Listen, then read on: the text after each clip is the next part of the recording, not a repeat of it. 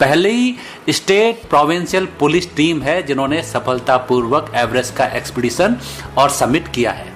जी, ये जो बातें हैं अखबारों में हम सुनते हैं, टीवी में सुनते हैं कि चलो हमारी जो टीम है उत्तराखंड पुलिस की, उन्होंने एवरेस्ट को, सागर के माथे को चूम लिया, वो सही सलामत जो है वापस आए हैं। लेकिन सर, इसके परे कुछ जिंदगियां होती हैं, इसके परे कुछ सपने होते हैं। जैसे कि आप हैं, आपने भागीरथी 2 से लेकर के नंदा राजात यात्रा विद 0 कैजुअलिटीज और केदारनाथ में जो बॉडीज थी जिनका कोई दावेदार नहीं था, उनको भी आपने जो क्रिमेशन है, क्रियाक्रम है, वो किया, और उसके बाद एवरेस्ट का सपना।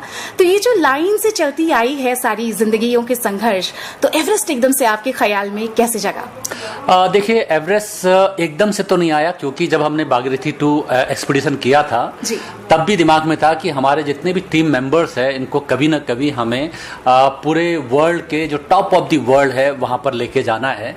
ये इस वजह से भी है कि जो हमारा वहाँ केदारनाथ त्रासदी हुई और हाई एल्टीट्यूड क्षेत्र में जब भी कोई आपदा आती है तो हाई एल्टीट्यूड क्षेत्र में, जो कि वैसे ही अति दुर्गम क्षेत्र है और वहाँ अपने आप में ही कई सारी चुनौती रहती है, और उसके ऊपर अगर आपदा आ जाए तो जो सर्च एंड रेस्क्यू का काम है वो बहुत चैलेंजिंग होता है। उसे कोई भी प्रोफेशनल या एक्सपर्ट आदमी ना हो तो उसको संपादित करना बहुत मुश्किल है।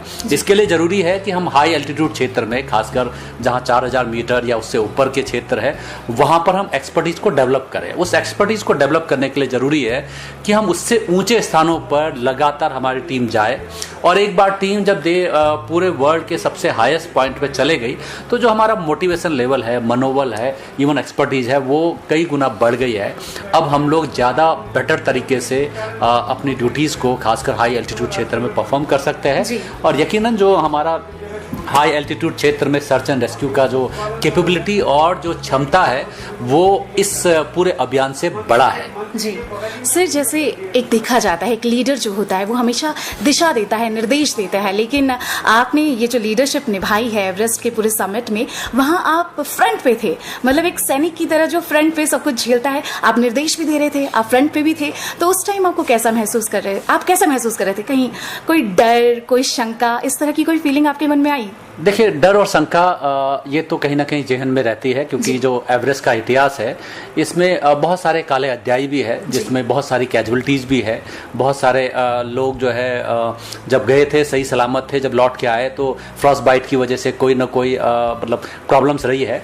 लेकिन जहाँ तक लीडरशिप की बात है तो सही मायने में जब एडवर्स कंडीशन होती है, जब विपरीत परिस्थितियाँ होती है, ऐसे में लीडरशिप मुझे जो लगता है वो बाय एग्जाम्पल होनी चाहिए।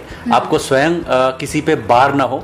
अगर लीडर ही अपने जो बाकी मेंबर्स है उनके ऊपर एक भार के रूप में हो, जो भी छोटे छोटे काम हो वो उनसे करवाने लगे, तो फिर वो लीडरशिप ऐसे एडवर्स कंडीशन में थोड़ा मुश्किल रहेगा। मुझे लगता है वो सही लीडरशिप नहीं है। हाँ, लेकिन आपको स्वयं को एग्जाम्पल के रूप में पेश करते हुए और एडवर्स कंडीशंस में अपने पूरे टीम मेंबर्स के रिस्क को मिनिमाइज करते हुए बेटर कोऑर्डिनेशन, क्योंकि वहाँ पर जो परिस्थितियाँ है वो जो सामान्य तौर पे मेट्रोज में या शहर की ज़िंदगी में होते उस तरह की परिस्थितियाँ नहीं है। वहाँ छोटे से छोटा काम, चाहे वो रूटीन के जो डेली रूटीन के काम होते वो भी अपने आप में एक संघर्ष है, चाहे वो पानी लेकर आना हो, भोजन बनाना हो, ऐसे तमाम चीज़ें।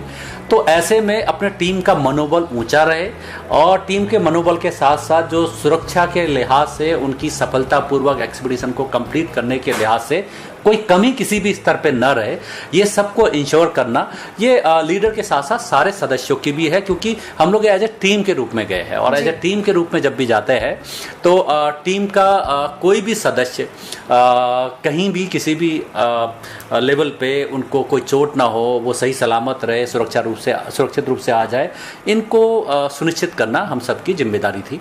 और मुझे खुशी है कि हम सभी लोग सकुशल वापस आए हैं और सफलता को अर्जित करके ही वापस आए हैं। सर, जैसे कि देखा गया, हम जिंदगी में जिस भी संघर्ष को नापते हैं तो हम अपने अंदर खुद को डिस्कवर करते हैं, और आम आदमी जैसे हम जैसे लोग तो एवरेस्ट चढ़ नहीं सकते, या हम सोचते भी नहीं हैं इस बारे में। लेकिन जब आप एवरेस्ट पर पहुंच गए तो आपने अपने अंदर एज संजय गुंजाल आपने अंदर क्या महसूस किया, क्या नयापन महसूस किया? मुझे जो लगता है कि देखिए, आम जिंदगी में सभी के अपने अपने एवरेस्ट होते हैं। जो जिंदगी की अपनी चुनौतियां हैं, छोटे बड़े जितने भी समस्याएं हैं, उनसे जब आदमी संघर्ष करता है, उसके उन चुनौतियों को संघर्ष करके जीतता है तो वो उनका अपना एवरेस्ट होता है। एवरेस्ट वास्तव में प्रतीक के रूप में है, ऐसे प्रतीक के रूप में कि कुछ लोग माउंटेनिंग के रूप में फिजिकली उस एवरेस्ट को अचीव कर रहे हैं, लेकिन जो आम जिंदगी है उसमें बहुत सारे अप्स एंड डाउन्स आते हैं। उस उतार चढ़ाव में हर दिन नई नई चुनौती आती है, तो वो सभी के लिए एवरेस्ट है। और जहाँ तक आप कह रहे हैं कि जो ये टीम है इसने जो एवरेस्ट को सफलतापूर्वक अब एक एक्सपीडिशन को कंप्लीट किया है, तो ये एक जॉइंट एफर्ट था। उस जॉइंट एफर्ट में कई लोग जो हम में से 8 लोग चढ़े थे वो 8 प्रतीक के रूप में है, लेकिन उस 8 के अलावा जो बाकी 15 मेंबर्स टोटल थे वो सभी लोगों ने भी उन 8 के माध्यम से एवरेस्ट को फतह किया है, या फतह करना तो उचित नहीं रहेगा वर्ड, मतलब जो एक्सपीडिशन को सफलतापूर्वक किया है। और हमारे माध्यम से पूरे उत्तराखंड वासियों ने इस सफलता को अर्जित किया है। और ये जो एवरेस्ट है ये एक ऐसा नहीं है कि फाइनल स्टेज है, इसके बाद कोई एंड हो गया, ऐसा नहीं है। नई चुनौतियां हैं, नए नए और भी हमारे कई ऐसे हमने अपने टारगेट फिक्स किए हैं नए, एक बार एवरेस्ट करने के बाद, जिसके लिए हम आगे बढ़ेंगे। अब जैसे एवरेस्ट है तो इसी तरह से हम सोच रहे हैं कि हमारे एसडीआरएफ में deep diving search and rescue की एक टीम है जो कि नदियों में, खालों में कभी एक्सीडेंट में बॉडी चले जाती है या लोग फंस जाते हैं, या जैसे हमारे वहाँ पूरे उत्तराखंड में कई सारे लेक्स हैं, उन लेक्स में कभी कोई कैजुअल्टी या एक्सीडेंट हो जाता है, तो उनके बचाव को संपादित करना और उनके बचाव के लिए कार्रवाई करना, ये भी एक एक्सपर्टीज, एक प्रोफेशनल और टेक्निकल काम है। तो इसमें भी हमें, जहां ऊंचाई में हम कर चुके हैं, वैसी पानी की गहराइयों में भी हम लोग अपने को बेटर करें। तो अब एक नया एवरेस्ट हमारे सामने इस रूप में आया है कि हमें जो वाटर रेस्क्यू है, वाटर सर्च एंड रेस्क्यू है, इस क्षेत्र में और बेटर करना है। तो आपने मतलब आप रुकने वाले नहीं हैं। नहीं, आपने देखा है कि एक मुकाम को हासिल करने के बाद उसके साथ साथ नए आयाम भी खुलते हैं, नई नई चुनौतियां, और क्योंकि बहुत कुछ है अभी करने को जी। और ये ठहराव नहीं है जिंदगी में। और एवरेस्ट अगर है तो ये एक रास्ता था, उस रास्ते को तय किया, लेकिन ये समाप्ति नहीं है, अभी एंड नहीं है।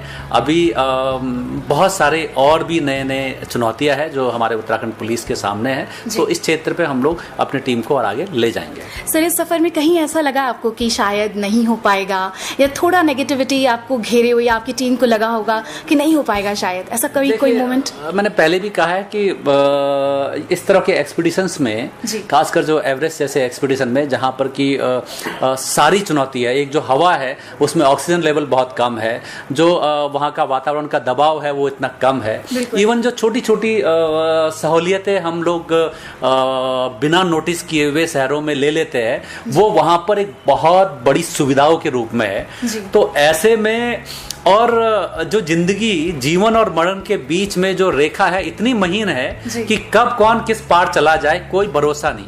कभी कभी ऐसा भी होता है कि जो ऑलमोस्ट मतलब दरवाजे पे, दहलीज में खड़ा है मरने के, वो अचानक जो है वापस जिंदगी की तरफ कूद देता है। और एक आदमी जो बिल्कुल फिजिकली, मेंटली फिट है और एनर्जी लेवल बहुत हाई है, अचानक छोटा सा एक्ट हो जाता है और वो मौत के दूसरे दहलीज में चला जाता है। तो इस लिहाज से पूरे एक्सपीडिशन में हर जगह पे जिंदगी और मौत के बीच में रेखा बहुत महीन है। बस महीन रेखा में जो संक्रमण काल जिसे कहते हैं, उस संक्रमण रेखा में हमें कई चीज़ों का ध्यान रखना है, चाहे हमारे सारे मेंबर्स फिट रहे, और वो जो फिटनेस है अपने साथ साथ अपने मेंबर्स को रखना